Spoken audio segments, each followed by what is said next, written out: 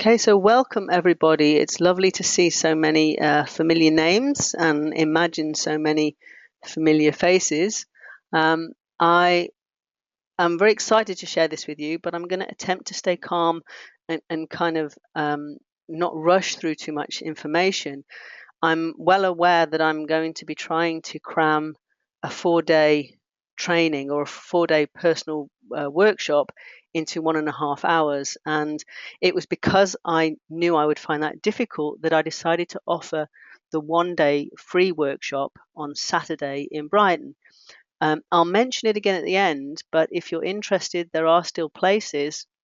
And basically, we will cover this information in more detail. This, I'm afraid, just for this evening, is going to be quite a sort of a skimming of some rather in-depth areas. And that is obviously because I just can't fit too much depth into 1.5 hours. And I'm keen not to overrun and to respect your time and respect the fact that you've committed this time to spend with me. So I will be around afterwards to answer questions, but I will be endeavoring to stay within the time. That said, there are some specific things that I would like to cover with you, and I would like to give you, even if it's a short guided experience, an experience of heart-focused healing. So really, this is a whole new thing. And so I'm going to try to explain where it comes from and why I'm working this way. But at the same time, it isn't new. So nothing that I've got in here, I think, is brand new. It's just the way that I understand things and the way that I've put things together. So I'm keen to share it as openly and honestly as possible, because it really comes from my the influence and the training and the respect I have from the people I've learned from, and how the amazing training and teaching I've had has helped me put things together and helped me develop my own understanding of my own health. And in doing that, I now feel in a position to share that with other people. I think, like many, when I first started to learn some of these things, I was keen to share it, but I hadn't quite made sense of some of it myself. And now I feel that although we're all a work in progress, and I actually think I'm going to get some t-shirts saying work in progress, because I think that's a really good idea for a lot of us. I think it's important to recognize that this is not something you get and then you move on from. This is something you get and you integrate into your daily life. And that's something that's really big, that's changed in the way that I work. So this is my new way of working. This is my new training, and I've made a conscious choice to not teach anybody else's courses anymore, and to put things together in my own way, kind of rebrand myself almost, and work as a conscious health practitioner, living my conscious health practice, and that is my day-to-day practice. So welcome to the 7 steps to conscious health practice, including an introduction to heart-focused healing. And let's go through just the basic outline of what that actually really means. So today I was thinking about, well, what is conscious health practice? I didn't actually have a definition.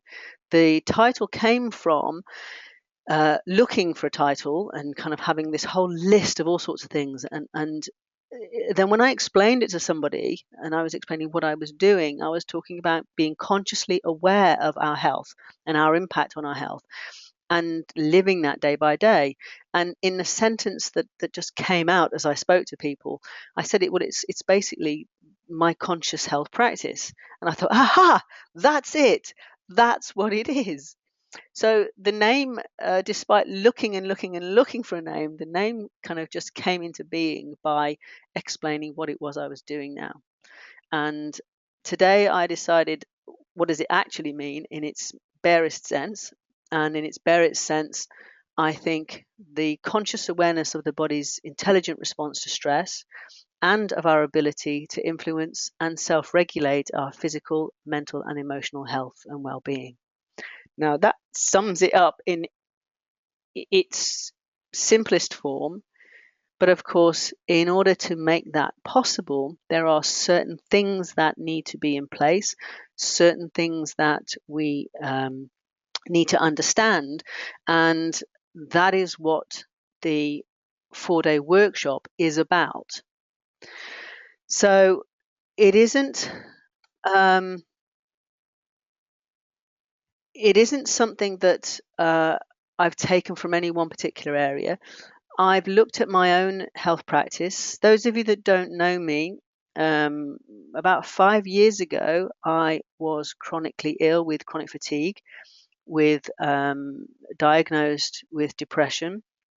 I had chronic lower back pain, uh, debilitating, debilitating to the point where I couldn't walk periodically. And I was alcoholic, and I had very serious, rageful outbursts. And there were points, one in particular, where I really feel I was sectionable. And this was something that I was afraid of because my granddad had been sectioned on a number of occasions. And one of my breakthrough kind of epiphanies was when my mother said that I reminded her of my granddad. And that was that wake up call, one of my wake up calls that made me realize I have to do something. And that started my journey looking almost like I didn't really want to live, but I guess if I had nothing to lose, why not see if there's another option? And it started my journey into the energy psychology and energy therapies, beginning with Carl Dawson.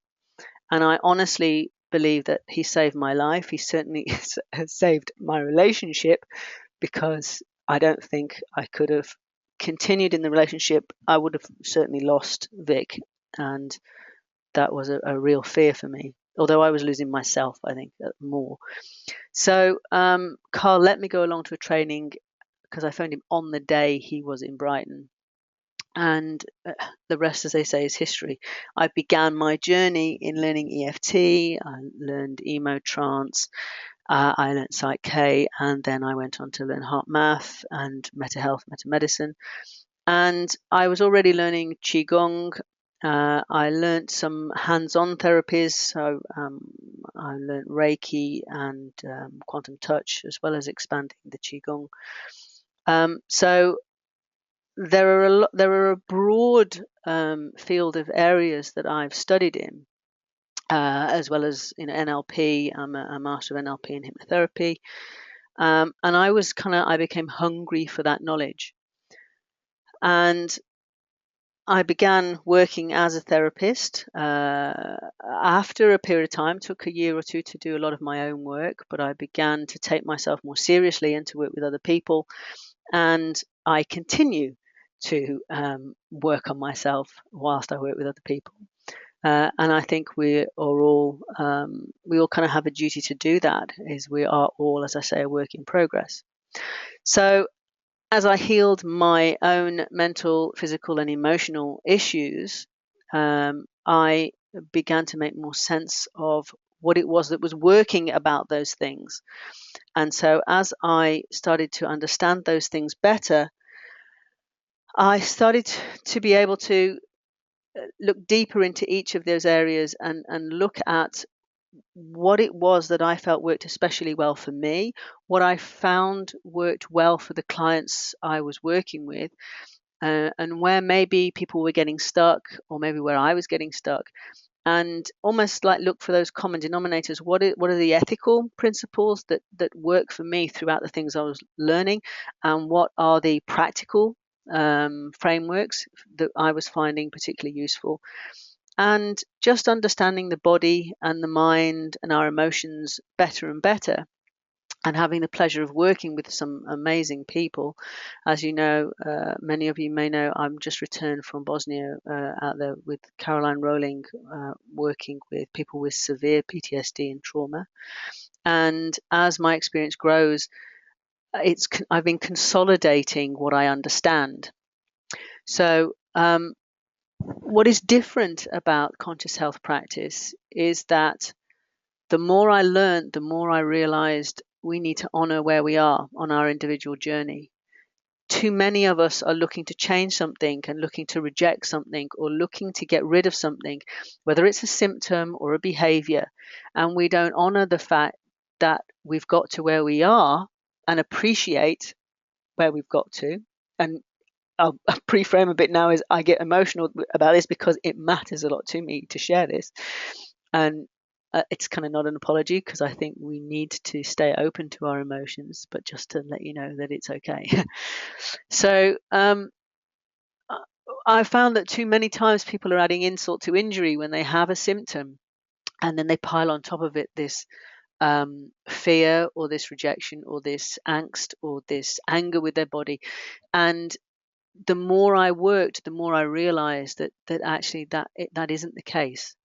So I wanted to develop a whole new approach, and it's, there are other people working this way, but for me the approach is to honor where we are in our journey and appreciate the amazing survival intelligence of the body and mind. And when we do that, we cease to be a victim and we become curious of what's going on. And I wanted the technique to be practical and accessible to people. I want it to be something that they can pick up and use at any time. I wanted it to be something that they can reference at any time, and it starts to become something that we can adapt into our daily life. Now, I appreciate that's easier said than done, which is why I'm still working on developing this and making it, every day more and more easy for us to do that. And taking the feedback from the group that I've already worked with and from individuals that I work with. So I wanted it to be sustainable, so that we become a participator in our own health. We recognize our influence, and we become somebody who takes responsibility for our health, instead of feeling that either it's out of our control or that somebody else has to do something. Now, that's not to deny any help that we can get, as you'll see as we go through the next few slides. It's to allow us to be able to assess what it is that we can do with other people, but to actually ultimately take responsibility for what we can do ourselves, and for us having that overview ourselves. So, oh, hi, Caroline. Just checking my little box there. Marijana, I don't know if you can hear me now, but I'm sorry if you can't. Not that you'd hear me say that. Okay, so this is where I've got to, and one of the things that's become exciting for me is to strip back from all the language I was using and strip back from talking to people in some sort of secret energy therapy code or meta health or German new medicine language, where the normal average everyday person doesn't have a clue what we're talking about. And I know I need reminding of that sometimes. So here's the 7 steps, basically. I'm not going to take you through these steps. I'll take you through another framework that brings you these steps. But the steps are really as simple as, and this was my web designer and business coach helped me to figure this out. She says, what exactly is it that you're doing? So the ownership, preparation, the triggers and switches, the interpretation, the management, the understanding, and the mastery are quite simply knowing where you are, knowing how you got there, knowing what's going on, knowing what it means, knowing what to do about it, knowing how to do it, and knowing how to sustain it. And I've really tried to keep it that simple, so that at any one time you can check in with where you are in that sort of those steps, and you can kind of know where to go to fill in the gaps. So those of you that have seen this already, I have subtly changed it. It's constantly evolving. I thought it was better to end on mastery, and really sustaining something is when you really do become the master of your health. And a longer term goal is a certification in Masters of Health, which I won't be doing for a while, but I'm building towards. And you may notice that those first letters there of those words are an acronym that spell Optimum. Because what I feel we are able to do as individuals is to work to our optimum if we allow ourselves to. So um, it's bearing in mind the goal and assessing where we are and then assessing where we're heading. And trust me, I used to not work this way around at all. I was very much about holding on to the past, delving into the past, going back over the past. And it took a lot of experience to see that living in the present is accepting the past, but not constantly poking at it and going back over it. And even if I've cleared it, going back over it again to check I've gone over it. And this is one of the things that Caroline and I learned from being in Bosnia with people who have suffered severe trauma, is that they just want to improve their quality of life now. And although we might know that they have stuck trauma that we can help them release, it's not our place to go plowing in and tell them how to do that. We have to do that in a way that respects where they are. So this has become my whole way of working, which is to respect where people are and honor where that is so that we can really work with that to get the best possible outcome for each individual. And that makes it something that we can make a way of life. So this is obviously an introduction to the 4-day workshop. And basically the 4-day workshop, it evolved. There are 4 specific days. And although I probably overrun slightly and got carried away on my first training, it does fit as to kind of one module, if you like, per day. And we begin with the 6 key elements for change, which I'll go into next, so I won't go into that now. We follow that with being able to analyze the root cause of our issues and examine what's going on before we go into looking at how we work with the information that we have to be able to release and process unfinished events and events that have got stuck in our system. And when we've begun to do that and we've begun to understand that process, we can then build a dynamic health plan. And it's called a dynamic health plan because it is ever changing. On a day-to-day basis, we need different things. So it's about being interactive in our own health. So the dynamic health plan is never static. We may have certain practices that we can build in as new habits, but it's about constantly being in touch with your body, in touch with your emotions, in touch with your thought processes so that you can constantly assess where you're at in with a level of curiosity that is interested in understanding what's going on in your health, in your body, in your thoughts, and in your emotions. So I've been asked if I will teach practitioner training. So at the moment, I haven't written those courses, although I'm working towards that with work I'm doing in Indonesia and with the work Caroline and I are doing in Bosnia. We are looking at coaching training. But this 4-day workshop is a prerequisite to any other training anyone might take. For the simple reason is I feel that people are not staying with doing their own work. They're not developing new practices. We all kind of rush in and do a lot of self-work, and then we get very distracted by helping other people. And that's not everybody. It is a generalization, I appreciate, but it is very easy to get distracted by helping other people. And I feel you can't help somebody else have an experience unless you've had that experience yourself and you know what you're helping them to experience.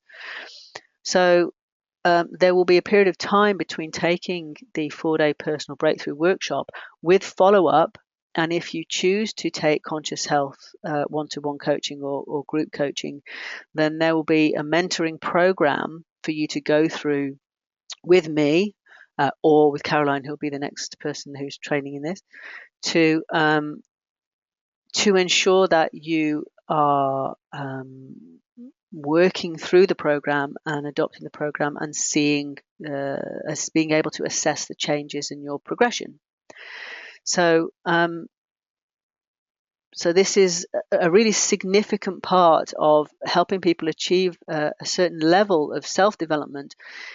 And I consider it to be an important part of professional development. If we're in the business of helping other people, if we're not doing our own evolutionary work, then we are not in a strong position to be able to facilitate somebody else in doing that. So this is an important aspect of personal and professional development. Okay, so coming back to those 4 steps. So the key thing that was one of the big turnarounds was that, as I say here quite emphatically, there is no such thing as a secondary gain. The secondary gain is the primary driver. Now, I do understand that those people that talk about secondary gain, or some people who talk about secondary gain, do understand that it is quite significant when it comes up. But the way most people work in a lot of the therapeutic areas that I'm trained in is they begin to work with somebody on an issue that's arisen. And then they find that because they're working with somebody who's very stressed or triggered or feels that there is an overwhelming issue, once they start to get into that area, they realize that this person isn't quite ready to let go of that issue or ready to move on from that issue. And there's a lot of talk about reversal or secondary gain or a reason to hold on to the problem. And this has bugged me for quite a while. And I started to examine what it was about it that was bugging me. And it connects with my understanding of our survival mechanisms and of our innate ability to adapt for survival. And it kind of started to fall into place as I started to understand our survival ability more and more. And the more I understood the way the body worked and the way the mind works, and I moved into the specialist area of looking at the behavioral side of German medicine and metamedicine, then the more I started to understand that our strategies for survival are really intelligent adaptations, and everything we do actually, even if we're getting results we don't like, is driven to help us to survive. And we'll come on to perception about what we require for that survival in a short while.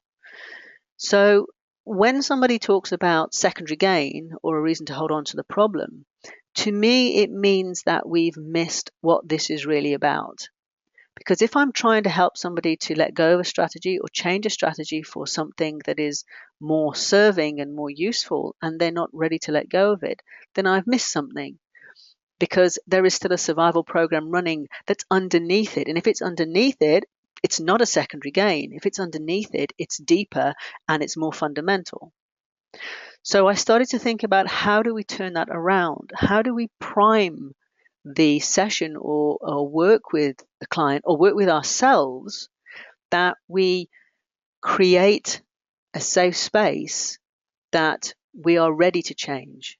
We actually lay the foundation and the groundwork so that we're not coming up against a secondary gain later on, so that we've begun by addressing those issues. We've begun by looking at what is not in place for me to change this. What is it that is creating a level of unsafe emotion or physical or mental, of thinking, so that I cannot let go of this strategy and adopt a higher strategy. And this all kind of fell into place the more I worked with individuals and started to work with the HeartMath breathing techniques. So the HeartMath breathing techniques use your physiology to create safety in the body. And in creating safety in the body, that informs the brain and therefore our emotional responses that it's okay now. It brings us present. It keeps us in the present moment, of course, and tells our body that this is not happening now, or the thing that happened to us is not happening now. And when working with somebody, we need a really high level of trust and safety in order to allow somebody to get to the point where they will allow themselves to let go of a strategy that's been serving them until now. So there's a couple of really important points about this, because people who start to beat themselves up over a pattern or a habit or a symptom that they can't get rid of are missing the amazingness of who they are and how they've been coping so far. And this is the kind of turnaround that I want to bring about in the workshops. So the reason that we look at survival strategies, the reason we look at the intelligence of the body is, first of all, we appreciate what we've been doing to this point to be able to honor our incredible ability for survival. And then we look at how those strategies, how those responses have been keeping us safe and creating a level of safety if we feel that safety is not there. So if we feel we've lost our deeper level of safety and our connection, we then create bridges to safety by storing information that tell us what's not safe so that we can create safety. And these parts are something I'll talk about in a short while. So nobody, not anybody, will give up a strategy for survival until it's safe to do so. So what we need to consider is, what is it about what we're doing at the moment that isn't honoring the intelligence of our system and the intelligence of what we're doing, so that we can actually allow ourselves to become fully present and appreciate where we've got to, so that we can start to look for higher evolved strategies. Okay. And don't forget, if you've got any questions, please do put them into the box. I can see a couple of messages. Hi from David. Dawn says, totally agree with this. I've noticed identity change is difficult. Yes. So I think the whole idea of adding insult to injury was the thing that kind of sprung to mind, is when we've got something that we don't like and then we start hating our body because it's this, or it's tired, or it's fat, or it's something else that we don't like. Or my personal position was exactly as you say there, Dawn. I hated who I was. And even in the present, when I was doing some of the personal development work I was doing, I was finding it really hard to accept the way that I'd been, what I'd done. And in an EFT and matrix reimprinting really saved my life. But what I was finding later on was that I could love myself when I looked at that part of me, that echo in the past, that me in the memory. I could appreciate she was doing her best. But it didn't integrate with who I was being now and where I'd got to now. And there was still sort of a part of me that was split off. And therefore, when I came to loving and accepting myself in the present moment, it wasn't kind of consolidating. It wasn't enough for me to be able to make, let's say, a present day audit, even though I could see all those memories and I can see them in a nice line in front of me because of the way that I order time. I can see my timeline from beginning to end out in front. So I could see all these events. I could see that I'd been into them and I'd done, I'd recognized in the memory I'd done my best. I'd cleared the trauma and I'd kind of completed the processes, but something else for me wasn't quite working. And I needed to do, and I was looking for a way in which I could make this make more sense. So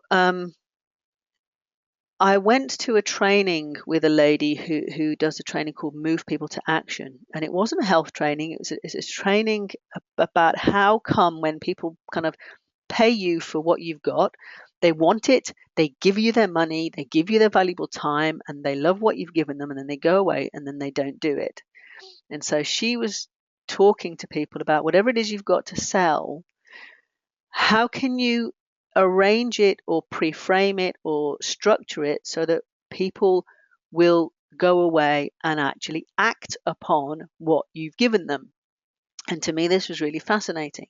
Now, I found that I didn't want to buy into some of the broader, more personal belief systems that this lady was sharing, but she had some really, really salient points that I was very excited by, and it kind of seemed to fit into place with everything else that was coming together at the time. So I started to examine what in my own life maybe was missing, or what were the things that I had that were valuable. And I came up with some really cool icons, which I've now color coded. And in fact, I've made a series of pages of stickers of these that on the trainings we give out. And those from the previous training, by the way, you need to send me your self-stamped addressed envelopes and I will send them to you. I think there's just Noreen. Should have had hers by now because she sent me her envelope. So I've now narrowed it down, if you like, to these 6 key elements. And I believe that any other thing that we might need fits under one of these headings. But in general, there are 6 areas that if we're lacking in one of those areas, we don't have the foundation and the structure to facilitate our change. So then that gives us a reason to not feel safe enough to move into a new strategy.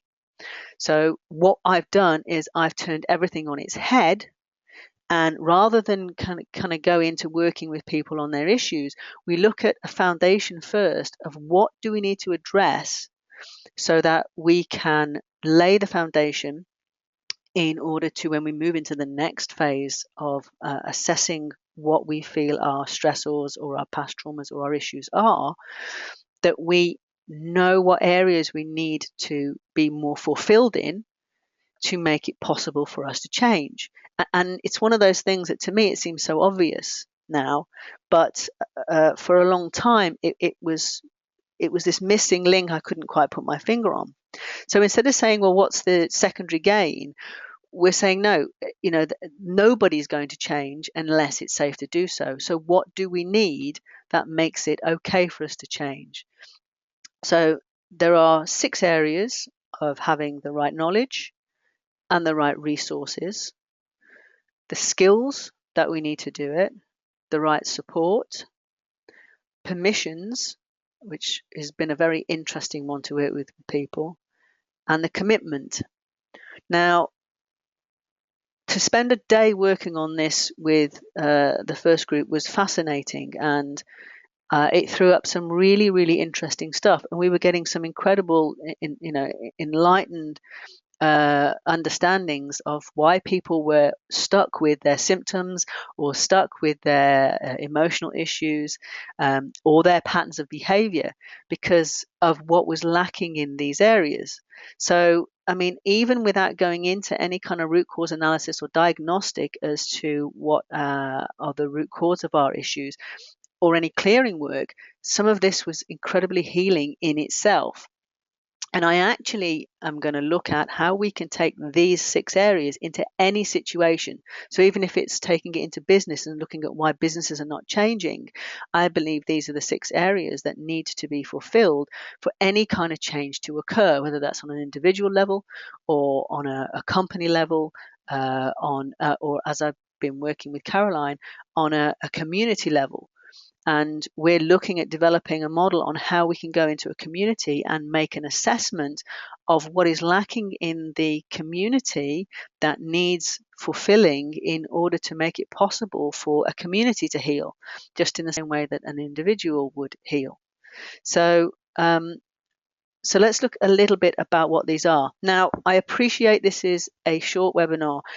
If you can make it to the 1-day training, the 1-day free workshop on Saturday, we will do more on this and I will guide people through this. I'm afraid there's just not time to do that in this webinar.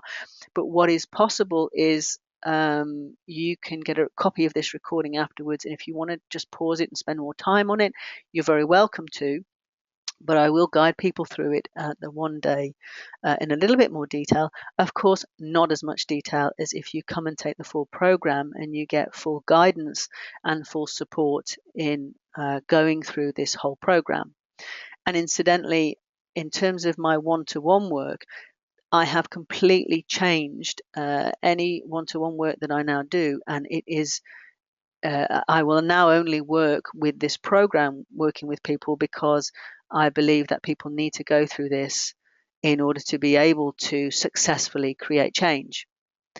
So, okay, I'm getting a couple of signs that sound's gone, just to check that you can still hear me. Does anyone want to give me a little message and say yes so I can check? And sorry, Dawn, if it's gone. So no one's saying hello.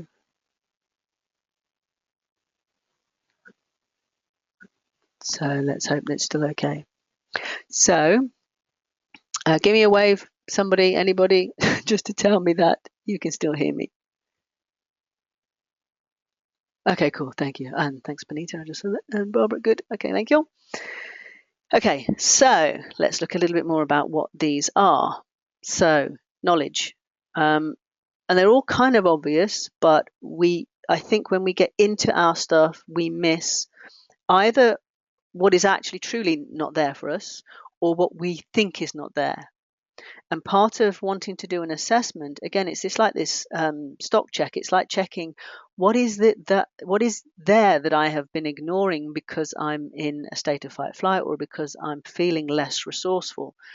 And when I'm being less resourceful, I'm missing all of those things that I can use to help me.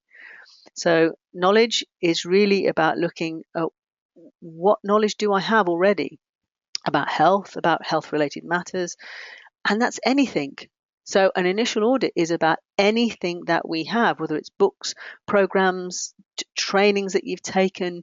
It's about getting out all of those trainings you went on and looking at them and thinking, what did I learn on these trainings? Because nothing you've done is a waste. Even if you spent a lot of money on a training and you came out and you thought, well, I didn't learn anything, you will have learned something, even if it's not to go and spend more money on a training you don't need, which I've done myself. So it is about taking stock of what we have already in our knowledge bank. What is it that we've been accumulating? What is it that we know about ourselves as well as our health? And we're constantly looking at, diets and lots of information about our health every day, and we kind of forget that we're doing that. We're on, people go online and they look up stuff and they go to Wikipedia and people are constantly taking in information, and we forget that we did that because when we are not in a resourceful state, we forget what we have available to us. So resources, this is what is available to you now. Where can you go? Where can you get information from? Who can you go to? Who can you ask for advice? What kind of different kind of resources do you have available to you? We forget all of these things when we're disconnected, and actually we are full of inner resources, which is something that we begin to overlook. So something that I noticed in myself was my inner strengths and resources that I needed to start to list in order to remind me of what I'm capable of.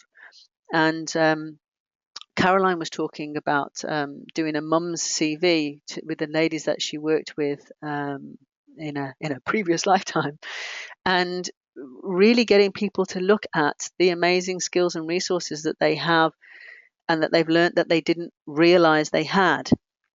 So connected with that are those skills. So what resources are available? Oh, I don't think I've changed that way. And what skills have we learned in order to be able to act upon the things we want to do? So this is where most of us will be listing things like, EFT and matrix reimprinting and meditation and going for a walk and all of these things that I know how to do that sometimes I might forget that I can do. So, I'm constantly reminding myself to do my breathing. I'm constantly reminding myself to do a bit of tapping. I'm constantly leaving things around the house that remind me, and we call it skillful means, that remind me of, oh yeah, I can do that. There are lots of little things that I now do to remind me to use the skills available to me because I have them. Sometimes I choose not to use them, bizarrely. So this is what this throws up. This throws up what is it that makes you not adopt the things that you already have. Okay, so support. We often feel alone and we often feel unsupported.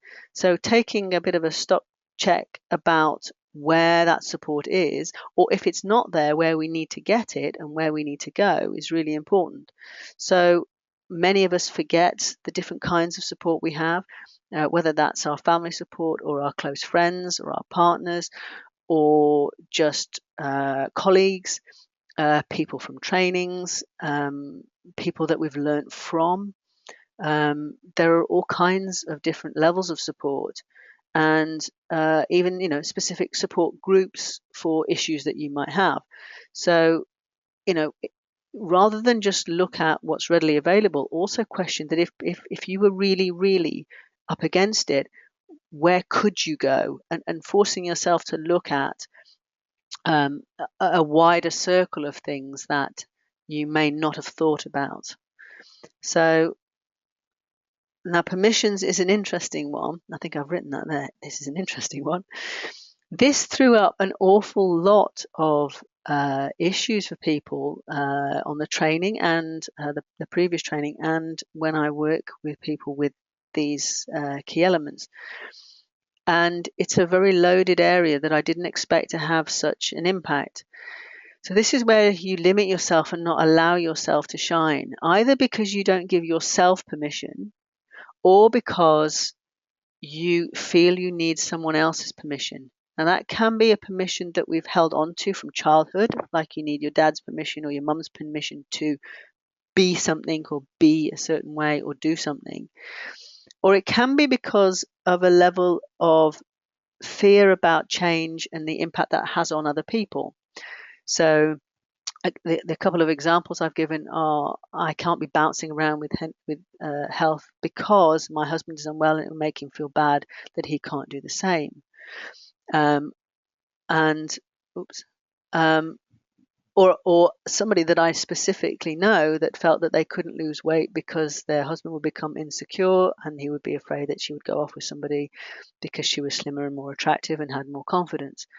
So this is what this one's more obvious. It's one that we've been looking at as a secondary gain, but actually it's just so much more than that, because if we're fundamentally built for survival, then these things are so deeply ingrained in us to not come outside of those strategies because it's not safe. So nobody's going to change a strategy if it's not safe to do so. And permission seems to throw up an enormous one, and I'll talk in a short while about why it's important, because our survival is dependent on belonging and being part of a group. Okay? And if anything threatens that connection of being part of a group, then we feel unable to change because of that fear. So commitment, and this was an interesting thing for me. Commitment was a reason really to not stick at something. And I'm going to show you how we work with these 6 elements in a moment.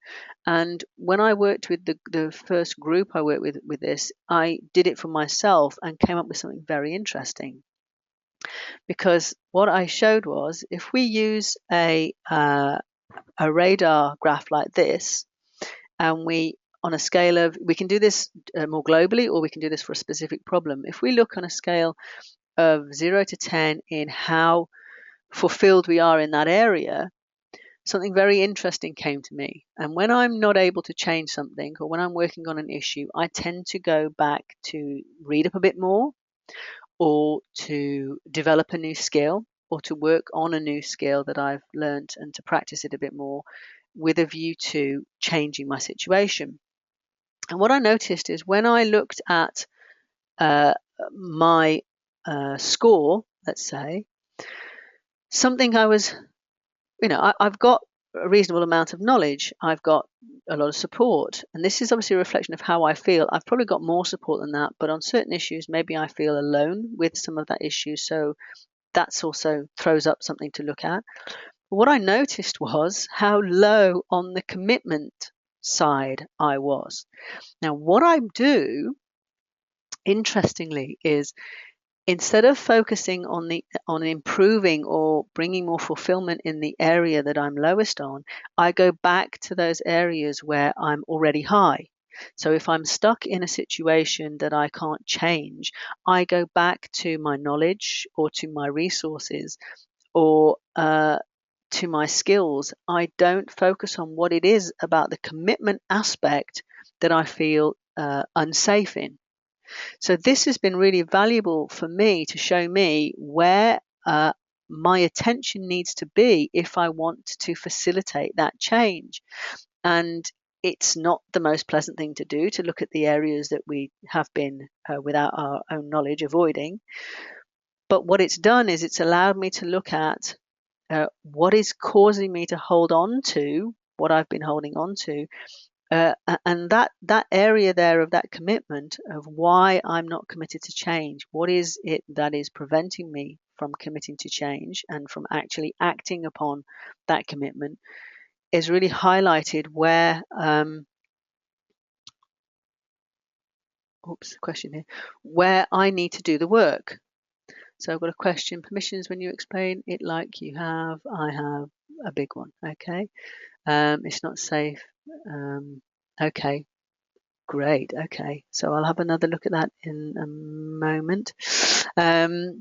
Thank you for the comment. So this is not to suddenly start to beat ourselves up about the area where we're not fulfilled in. The point is we're not fulfilled in it. It's not that we are deficient as an individual or as a person. It's that for whatever reason in my life or in my circumstances or in my development or my situation, I haven't as yet got those things in place. So the whole flip for me is about starting to, instead of berate myself for, oh, you stupid thing, you're doing that again and you're not doing this, and why are you going through that all over again, and how come you're not letting go of this, is to be curious about what's not in place that isn't allowing me to do that. And this framework seems to work really well in starting to do some sort of audit or assessment about what is it I can start to put in place that means as I move into the next part of the change process, I am more likely to facilitate that change, and I'm more likely to recognize if it's not happening, I can look at why it's not happening. Because I can come back to this goes forward with me now. This is not just a stepping stone. This comes forward with you, and you take this right through to the end where we go full circle and we join it back up with the dynamic health plan. Because our dynamic health plan needs to consider where we get fulfillment for these areas. Okay, so just being aware of time. I don't have time to do a full explanation of root cause analysis, in that I can give you a crash course in German New Medicine and Meta Medicine. Those of you that know me may know that this is one of my specialist areas, to connect the intelligence of the body with the reasons that it is adapting and changing, and why we have the symptoms that we have. Obviously, I do this in much more depth in the workshop. But just to outline what happens is we're taking forward with us the fact that we're recognizing the intelligence of the body, and we're recognizing that if we can become curious about why the body's doing what it's doing, we can start to look at what has been triggering the body to make its changes, and therefore we can start to change those processes by addressing that. So the general outline is, the scientific explanation is that if we look at, this is actually the triune brain, is if you put your thumb into the palm of your hand and wrap your four fingers around it, so you're basically holding your knuckle. This is kind of how the brain's developed. So you've got the kind of core of the brain, the brainstem going up in the middle, and that kind of knuckle of the thumb there is the cerebellum. And then you've got the cerebral or the cerebrum on the outside, and that's your cerebral cortex. Now, medulla just means inner bit, so the cerebral medulla is just the inside part of the cerebral cortex. And basically it's those three areas, so that the blue area has just been slightly defined separately, but it's really part of the red area. And what Dr. Harmer discovered is that there is an order and a structure to the body. And if you get that order and structure to the body, it is possible to make connections to specific events because the body is making specific adaptations. So the general structure is that the brainstem is connected to endodermal cell tissue. So we have three main tissue types in the body. We have endoderm, mesoderm, and ectoderm, so inner, middle, and outer germ layers. And germ as in the seed of that cell. So we go from stem cells into germ cells, and then all of the cells in our body are made up from one of those three types of cells.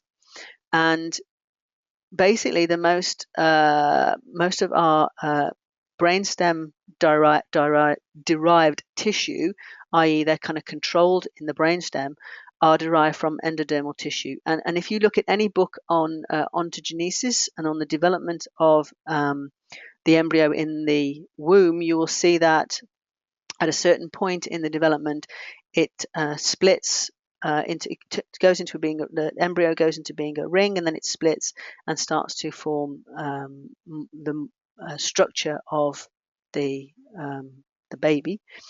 And my little pictures there of my embryos show the correspondence of the parts of the brain to the tissue type, and that we know from the evolution of the brain, therefore the theme of that tissue type. So we have the early brainstem, which is digestion and survival, and we can see that it is mostly the digestive system. It's also the main parts of the sexual organs and the lungs, and the main part of the survival part of the kidneys, of our water retention. We then go into further development into protection and all of the protective sacs in the body. So the pericardium, the pleura, the peritoneum, the meninges layer, and the dermis of our skin are made from the old mesodermal tissue. And then all of the musculoskeletal system are made from the new mesodermal tissue. And this is when we start to move and require strength for movement. And then as we became even more developed, we go into the ectodermal tissue, and our skin, our outer skin, and our central nervous system are made of ectodermal tissue. And each of these tissues responds in a different way when it's in stress, and therefore it goes into a different response when it goes into repair. And that's what the cell minus and cell plus mean. Now, that's a very, very quick overview of a very complex thing, I appreciate. But it's just to give you a grounding in that if we get that and we understand, for example, if I have an aching arm or shoulder, that it's to do with the blue, the strength and movement, and it's to do with needing to be stronger to do something, or better to do something with regards to the movement of that shoulder. And that I know that that tissue specifically goes into a cell minus, it decreases in stress, then when it repairs, it increases. So you can imagine going to the gym and working a muscle, and this is when it depletes initially, we damage it, and then when it heals, it swells with water, it increases, and it repairs stronger than before. The purpose being that it's stronger than, this time it's stronger for the same event. It's not going to have the same problem. So I am now stronger, and whatever happened before is not going to happen again because I've built up my muscle. So each of the parts of the body, every single tissue in the body, has an intelligent response that helps us to adapt to whatever is specific to the function of that part of the body. So that's the musculoskeletal system. If it's protection integrity, then I'm protecting myself or my integrity. If it's the red part, the cerebral cortex, it's to do with my territorial, social, or contact. And then the brainstem is about digestion and survival. So we have very specific themes, and each individual tissue has a very specific function. So we can work backwards from that And this also has a whole area of symptom analysis, of behavioral symptom analysis, that enables us to work out what's going on. Okay, so there's a crash course in, I've got some questions coming in, but I can't talk and read at the same time, so I'll come back to that in a second. So that's kind of the crash course in understanding that if I can begin to appreciate, why have I got this symptom? What does my body think it needs to do to create safety for me? Where do I not feel safe? Where is my body getting a message or a signal that it needs to make this adaptation? And if I can trace back from my symptom and make that connection, then I know what I need to do to work on that root cause, so that I stop sending that signal to the body. Okay, and for me, this is the most natural thing in the world now. And I still get symptoms. I still have physical issues and emotional issues, but I am curious about how they've arisen now. I'm curious about where they come from. I'm curious about why I feel the way I do, or why I've got a specific symptom. And what is the survival meaning of that symptom? And because it's a survival meaning, what is the deeper meaning? Okay, so I'm sorry I'm rushing through this, but I want to give you a full overview of the course so that you can understand the process that we take you through, to be able to kind of go through and change the way you see your health. Okay, so coming into what happens when we've made that connection. So if we know that we have an issue with our shoulder. This is the example I used, so I'll stick with it. And I realized that I felt I wasn't strong enough to pull somebody close to me. And I'm using that example because having just come back from Bosnia, I was missing Vic, but kind of, we're okay. We're okay apart and we're good together. But when I came home, I noticed that I had shoulder ache. And you can backtrack from that. So I started to question, did I feel the need to pull him close?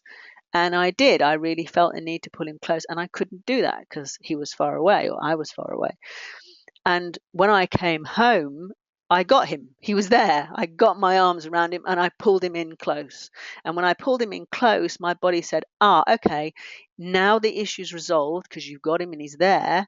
We can go into healing. So that's like being in the gym and then saying, okay, I've done the stressful bit. Now I need to repair.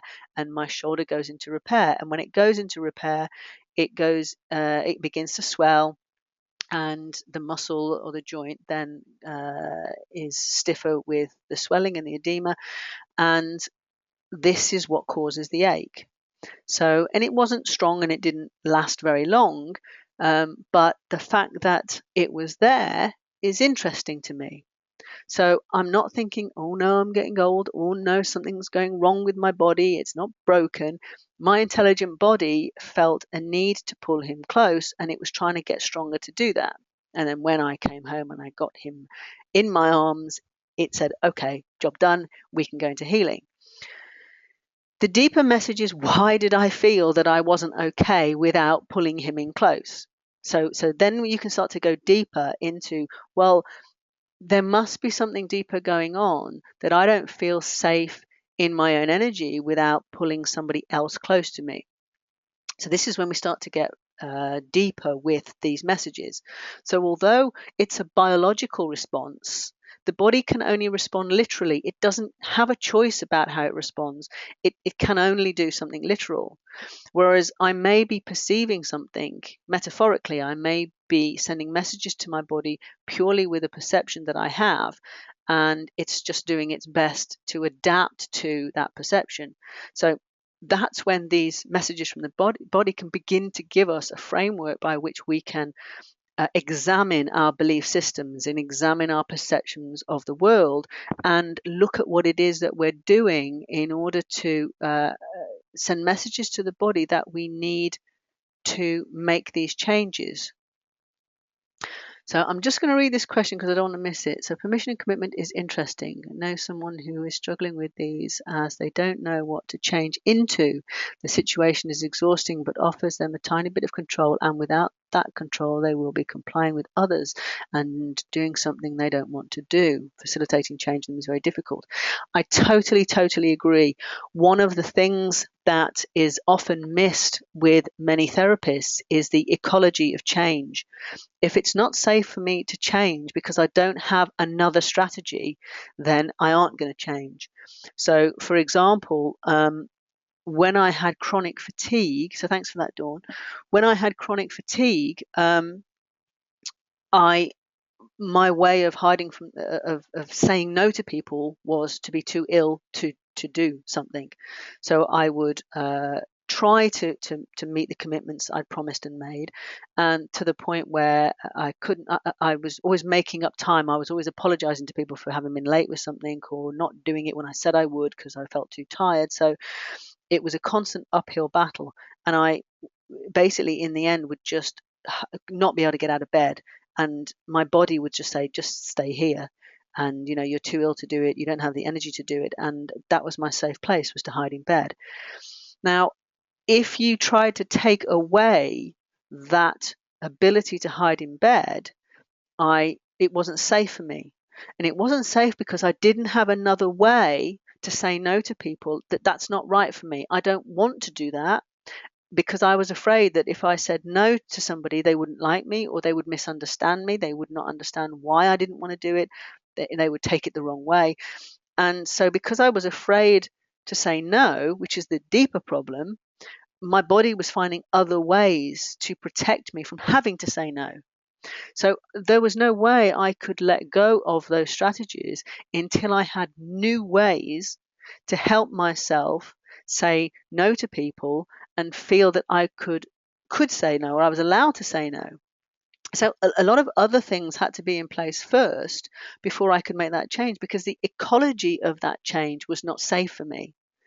So so it is a very missed thing, I think, in a lot of therapy, is what will we be without those problems and what won't we be able to do? I mean, I know these are questions that we are told to ask, but what won't we be able to do quite often throws up a lot of things that may need to be in place first before we can change.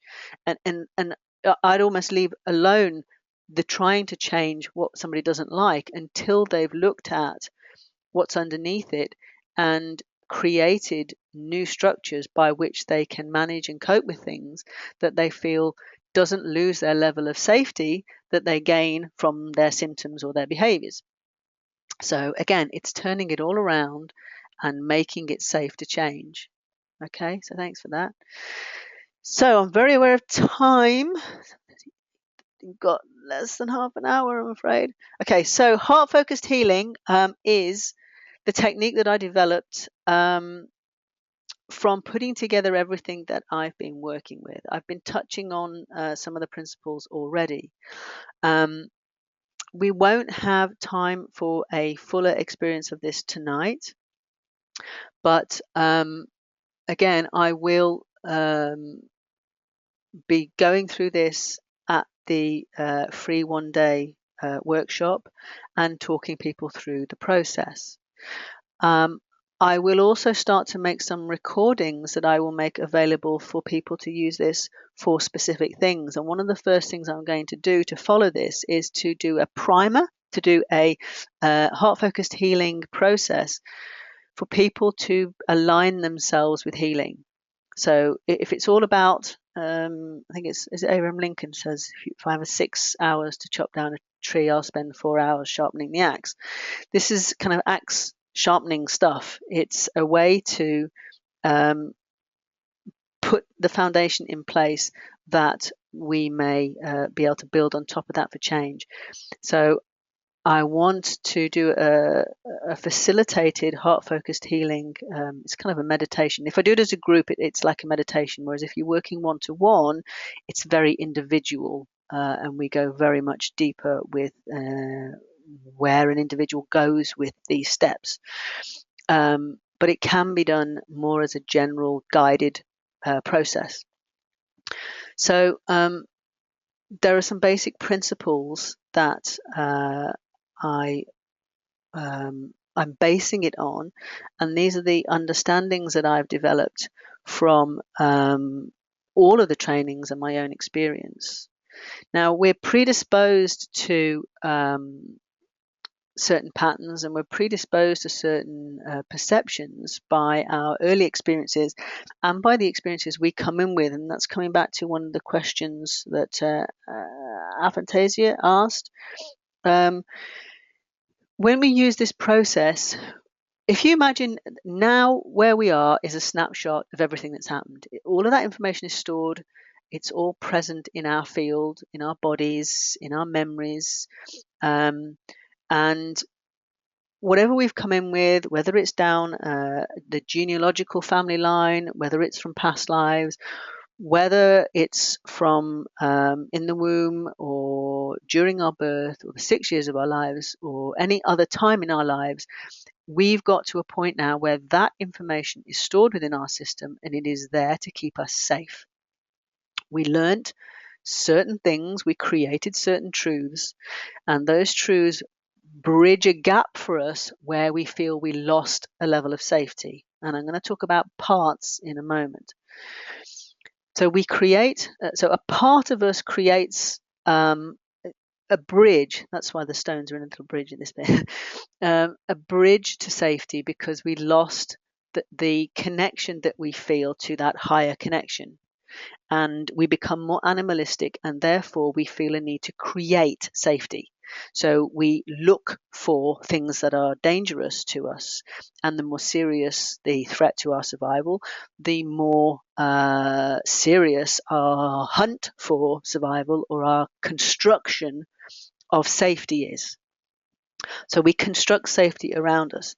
So people who are very anxious are constantly reconstructing or attempting to reconstruct a level of safety because they are afraid of something that might happen. People who are more depressed and who are reflecting on things that have happened are trying to reconstruct an understanding of the past that tries to help them move on. But basically, we get caught in a pattern because we are only operating on part of the information. So it is not possible to move into a higher thinking if we are still operating on part of the information, and it's not safe for us to let go of that part of that information and allow ourselves to see the bigger picture. So when we're being more animalistic, one of the ways that we work is we use the body to then tell the brain and the psyche that it's safe and that we're present. So this is why now everything that I do begins with heart-focused breathing, the HeartMath technique of heart-focused breathing that uses the electromagnetic field of the heart to regulate the autonomic nervous system and our physiology. And in doing so, it balances the brain. It brings us back into whole brain state and brings basically our cortical facilitation, brings our brain back again and allows the blood and our connection back to the main part of our brain. It takes us out of that survival part of the brain. It adjusts all of the autonomic nervous system and sends messages to the rest of the body that we don't need to make these adaptations, that we're okay right now. So we're using the physiology of the body first, because it's not that there's a body-mind connection, they're the same thing. Okay, they are one in the same, and there are various routes into that. When we're working, we can come in through the psychology, we can come in through the emotions, we can come in through the biology, but ultimately we are working with all of those things all of the time. And if therefore we can consider them all at the same time, we've got more chance of creating safety on all levels that we can facilitate change. Okay, so there are a series of principles. These are changing and adapting, and I'm honing it all the time. Okay, but in general, these are the 10 that I shared at the AMT conference when I gave a presentation. So if we look at the work of Bruce Lipton, and this is my diagram from training in German new medicine and meta medicine. So we cannot be in a state of fight, flight, and rest and repair at the same time. What the heart focused breathing does is it doesn't take us out of the stress phase and into the parasympathetic phase. It actually regulates between the two. It takes us into a state of flow where our autonomic nervous system is balanced between sympathetic and parasympathetic. It's a very specific thing that it does, and that state of flow creates a level of connection that we don't have in any unless we are feeling in a state of connection. But it actually creates that, it takes us into that state of connection when we do the breathing. Okay, so that's one of the main principles. Also, that the heart is the governing electromagnetic field of the body. It is the largest pendulum in the room, if you like. It is the electromagnetic field that regulates all other fields and frequencies. And when we get the heart, when we do the breathing in and out of the heart, we get the heart at 0.1 hertz, we regulate all the other fields in the body. Okay, so there's plenty of research on this. I don't have time to share it now, I'm afraid, because I'm pushing through this, and I do appreciate you standing in there with me. Just checking there's no more questions. So I think I've answered the other two at the moment. And Nigel, yours was more of a statement, so that's good. So other principles are that there is no good and bad energy. There's just energy. We give meaning to something because we get a certain response to it. So something feels unsafe. We connect emotions to it, and we connect responses to it. And it has a meaning that means it's not safe. But actually, that is the meaning that we gave it. So when we're working with energy and with fields of energy, actually there is just energy. Okay. Now, in terms of energy, there is only love and the fear of the absence of love, or the fear of not having it. Again, this is kind of almost the same in a way to me as number 3. It also connects to a deep belief that I have that we are all inherently good, and we're all inherently love, if you like. But it is through being afraid or disconnected that we begin behaviors and we begin strategies, and we do things that cause suffering to other people. So one of the basic principles of this technique is to not judge someone because of their behavior, but to recognize that each person may have behaviors or do things that cause suffering to other people, either on a very, very small scale, or for some people you may work with on a larger scale, but that love can heal that, and love can heal that on a physiological, as the next one says, on an emotional, a mental, and a social scale. And as social beings, the more we work on healing those emotions and those issues in ourselves, the more we project to others. If you understand the electromagnetic field of the heart and that picture that was there previously, what we have in our heart is what goes out in our field. So the more we work with what's in our heart, the more impact we will have on our social structure and on other people. So another principle is that the vibration and frequency of love raises the vibration and increases the flow of all emotional states. Basically, if you have a negative emotion, bearing in mind we're giving it, subscribing the fact that it's negative to it, remember, but something such as anger that is a lower frequency, love will raise, an appreciation in particular will raise its vibration. But actually, if you have a feeling of love and you send love to love, you will increase the vibration. So love will raise the vibration of any of those emotions. And if you want more information on measuring the frequency of emotions, HeartMath have done a lot of research and can measure the frequency of different emotions and show you the impact of those emotions on our electromagnetic field. So they have specific emotional frequencies. A trauma is an incomplete event as yet to be processed. It's not good or bad. It is something that happened to us that we did not get the meaning of.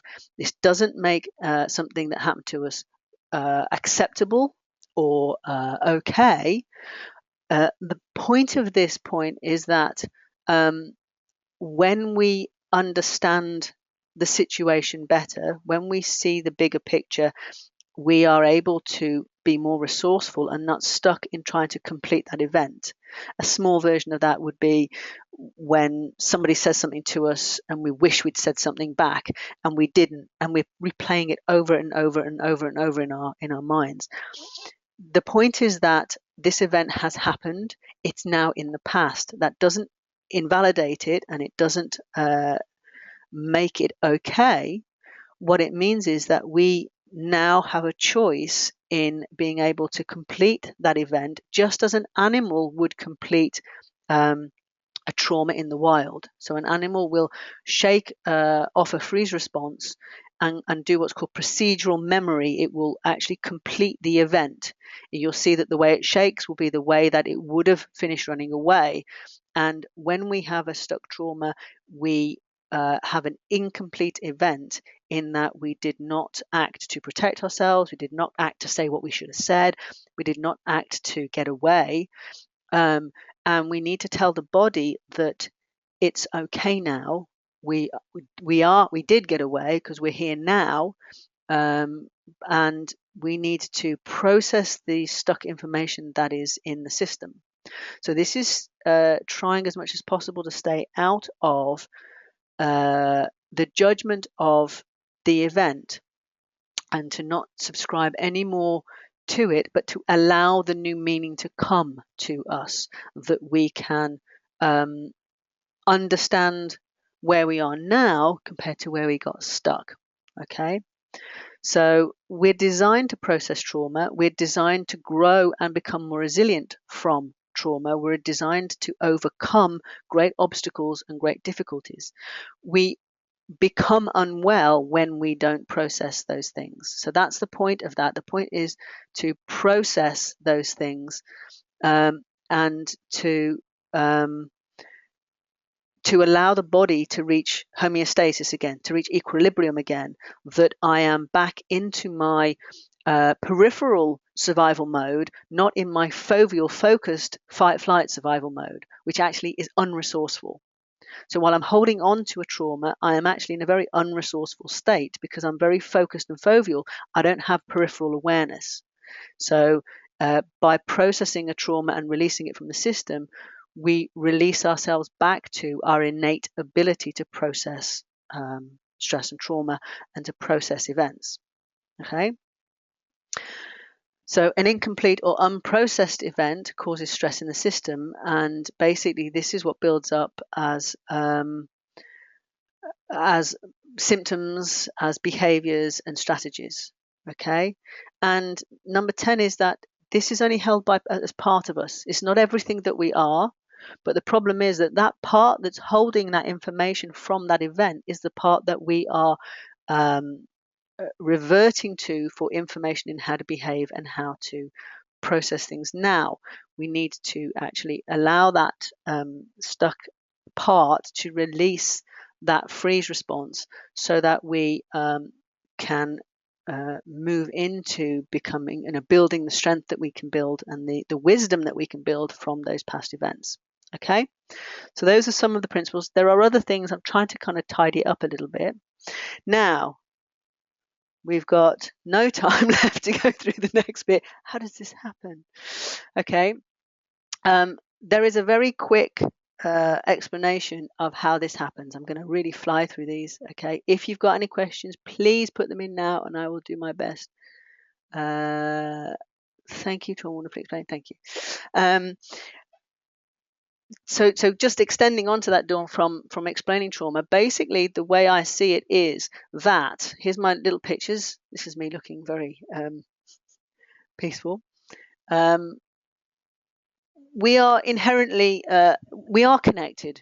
We know on one level, we know we're connected, but when we experience a trauma, we become disconnected.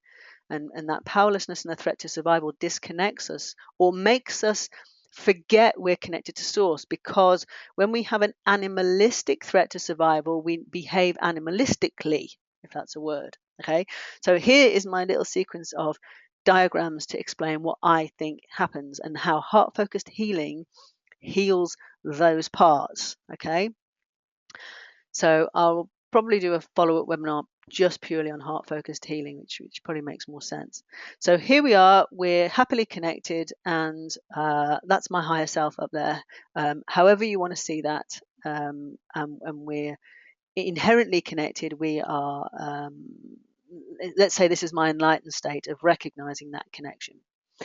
And then when we're with our social group, so this is to do with Porges' polyvagal theory, one of the first things we need for connection, for safety, is connection with others.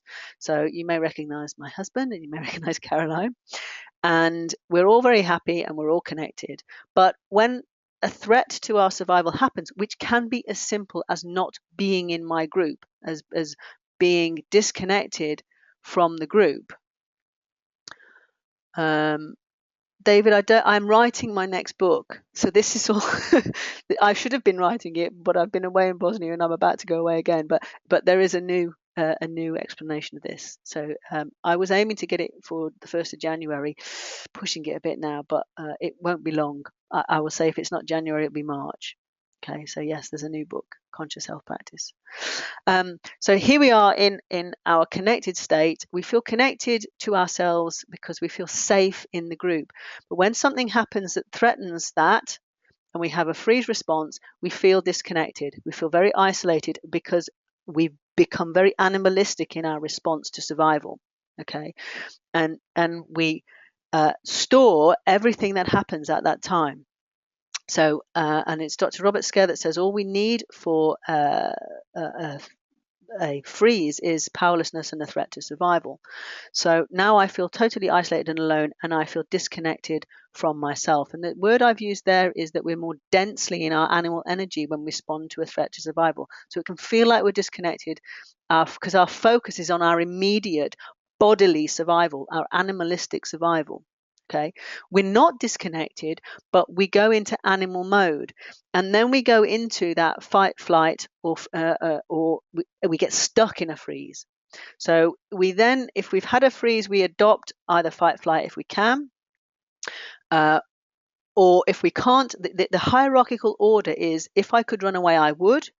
If I can't run away, I will stay and fight. But if something prevents me from fighting, either I've been restrained and I can't fight, or that it was too much of a surprise and that took me too much by surprise, so I didn't have time to respond with a fight response, so therefore I have a freeze response, and I may act or play dead and wait for the danger to pass. So when this happens, we get we feel disconnected, and then we store everything that is in that from that event. We store everything, and that becomes our point of reference for survival. So now that I feel disconnected, I need to construct a level of safety that protects me from ongoing danger. So I'm now into actually creating, running a program that creates that level of safety. So for me, the parts are the programmed aspects that replacing that true self that we know ourselves to be with a construction of safety that I reference when something similar, a similar threat comes along. And what I believe we do with heart-focused healing is we just recognize those parts that have done that are holding that information, and we don't go into the event, and we don't go into what has happened to us. We merely recognize that there's a part of us that has done that, and even if some of the event and some of the memory comes back, we actually send love to that part. We stay in the present moment. We ask that part to step out, and we send love to that part until we see that part reconnecting. And when that part reconnects, that part gets the learning.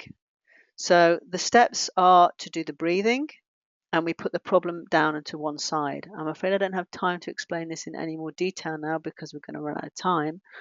But the process is to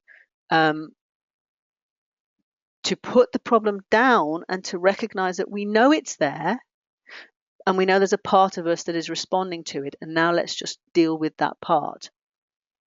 And we tell the physiology, we teach the body that it's safe now, we're fully present, and it's okay for us to address this without going into it. And then we actually invite that part to step out. We pull everything together that was encoded into that situation, and we bring that part out in front. And we open up our own connection, that connection that got lost, and we allow that energy through us, however the individual wants to see that, whether it's the universe, God, love, um, uh, whatever we want to call it, our higher self. And in bringing awareness to the heart area, we connect our heart to the part, whether it's a part that we imagine that looks like us, like an earlier version of ourselves or a current version of ourselves, whether it's a metaphor, whether I asked somebody wants to ask that part to step out and they brought their brain and their lungs and their something else out. So it was literally a part of their body. Um, it works on every level. It doesn't matter how somebody brings that part out, because we're just going to send love until we see that part that got disconnected reconnecting.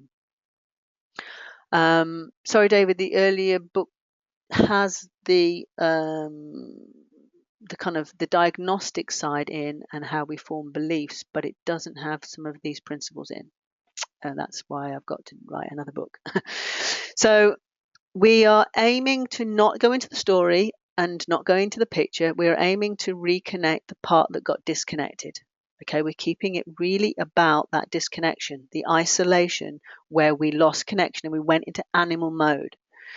And that part then, once they're reconnected, gets the learning, gets the understanding, and formulates the new belief that they want to take forward. And they share that with you, the person that is doing the process.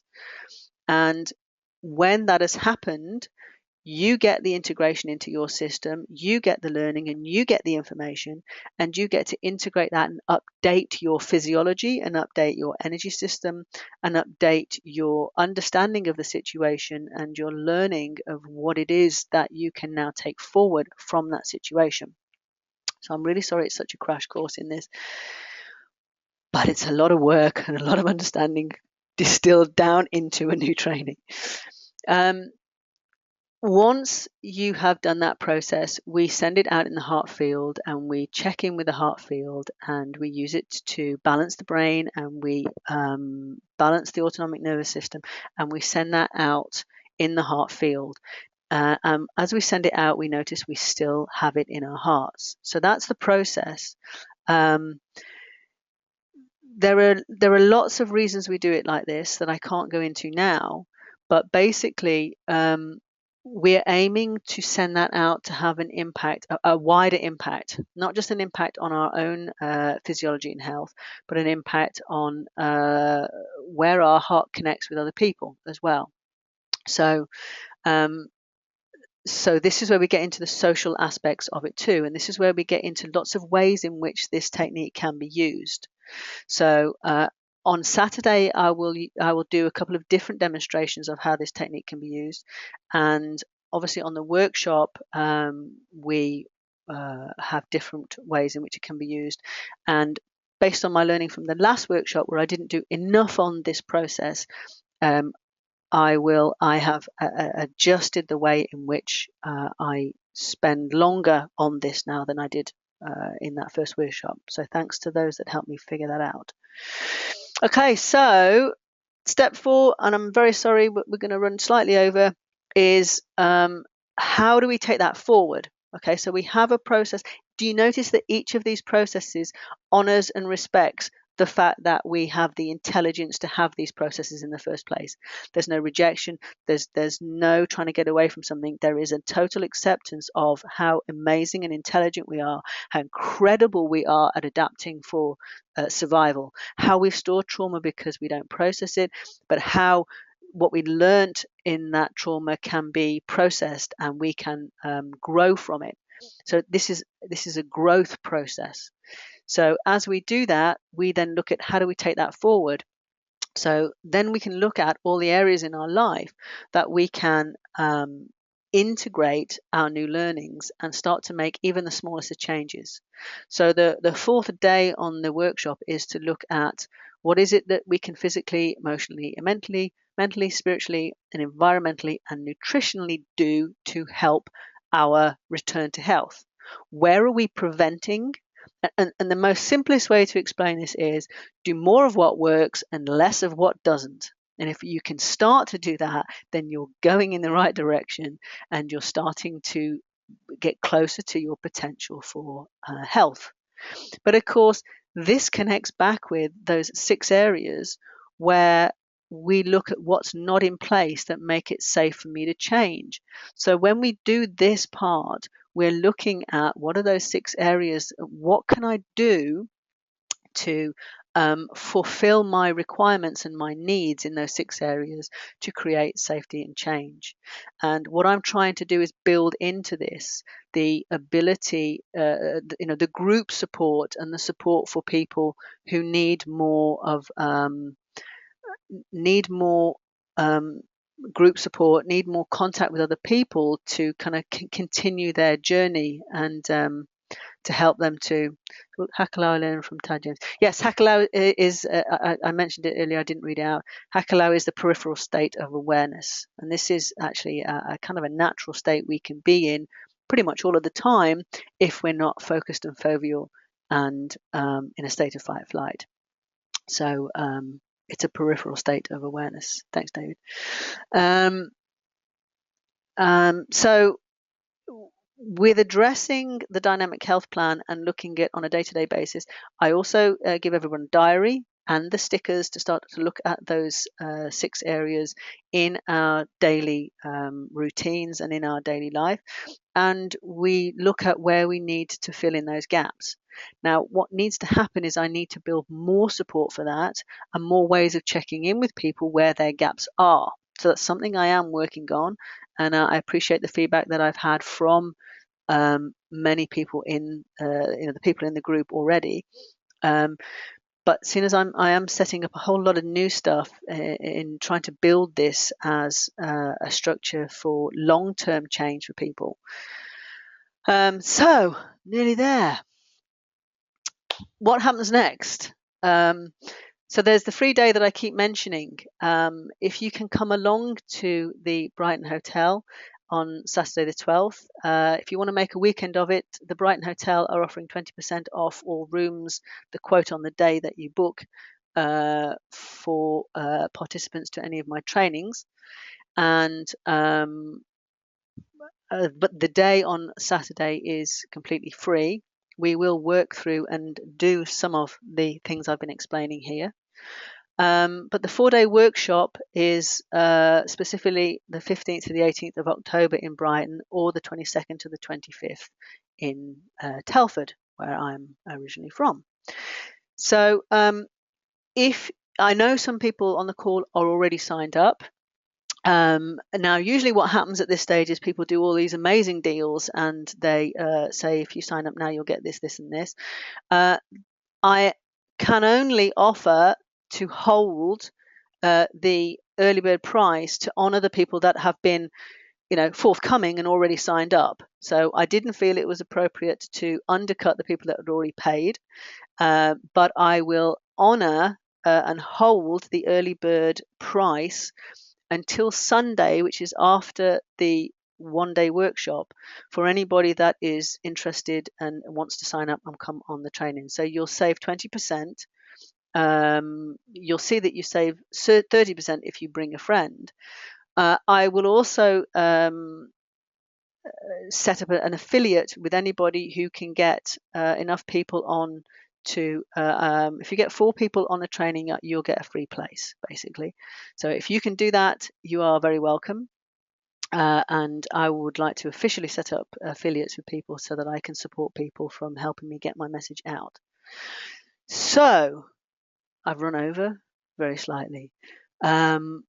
If you have any questions and you would like to speak to me, I will be around for a little while after this call. I've had mostly comments, not so many questions. I believe I've answered all the questions. Okay. If there's anybody else now got any question that you would like to put to me, please do that. I will answer it even though we've run over, and I appreciate people have to go.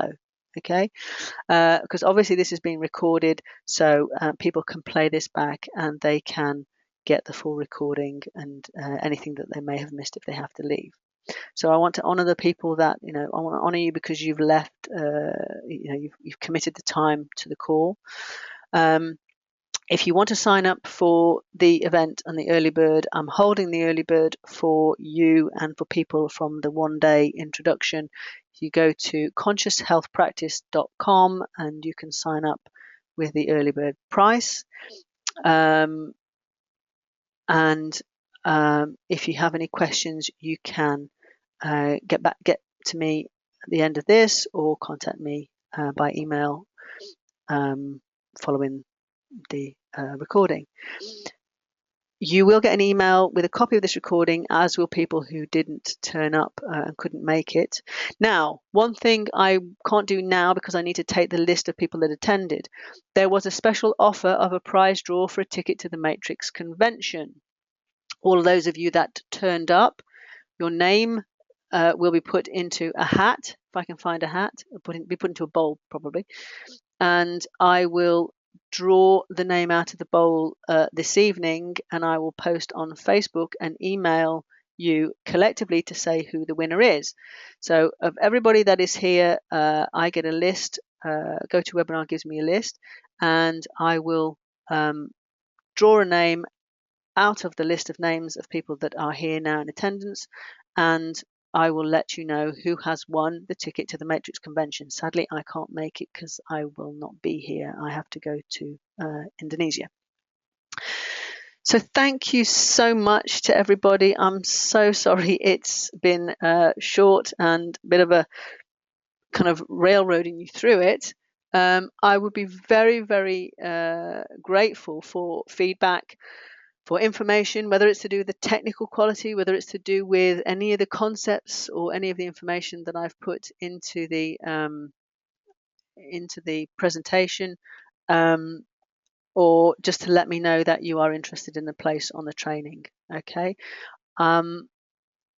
Please get back to me if you've got any questions. Okay. And like I say, I'll be here for a little while. So if you want to give me a little wave, you can all give me a little wave as we say goodbye. And I look forward to hearing from you. Bye. That's very sweet to see these little hands going up. So just to say thank you to everybody, and I appreciate your time, and I appreciate your commitment to coming to sharing what it is that I'm working on and to learn more about it.